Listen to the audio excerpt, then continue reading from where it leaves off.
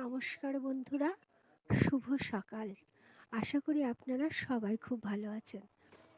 Bengali lifestyle ব্লগে আপনাদের স্বাগত জানাই। আজ কদিন বৃষ্টির পর সকাল থেকেই খুব সুন্দর রোদ উঠেছে। সারা আকাশ রোদে ঝলমল।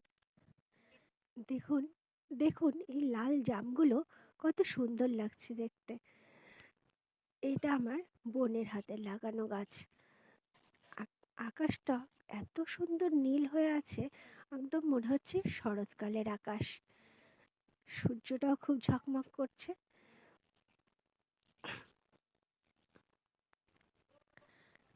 আজকে সকালটা দেখেই মনটা ভালো হয়ে গেল। খুবই ভালো লাগছিল আজকে সকাল। এখন সকাল 7টা মতো বাজে।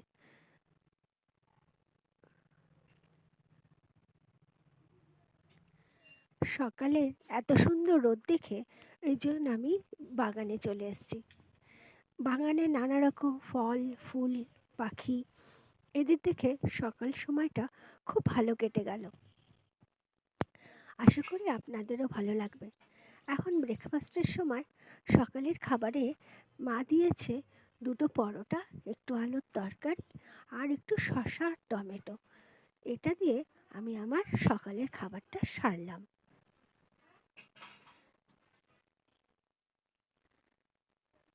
তারপর বেরিয়ে পড়লাম ষষ্ঠীর কিছু বাজার করতে।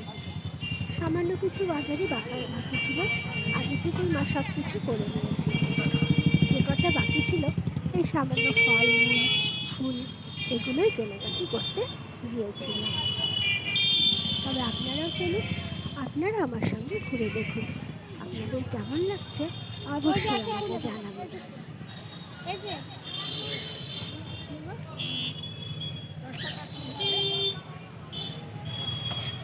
ফুল আমাদের বাড়িতেই অনেক আছে, তা সত্ত্বেও মা বাজার থেকে আরেকটু ফুল কিনে নিল।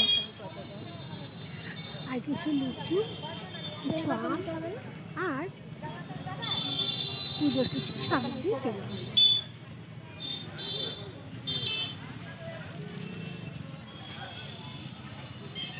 তারপর আমরা রওনা হলাম বাড়ির উদ্দেশ্যে। দেখুন কত লিচু বাজারে মিলে দিয়েছে। যেহেতু এখন লিচুর মরশুম, তাই লিচু এখন খুব সহজেই পাওয়া যাচ্ছে। এরপর আমরা আরও সামনে এগিয়ে গেলাম।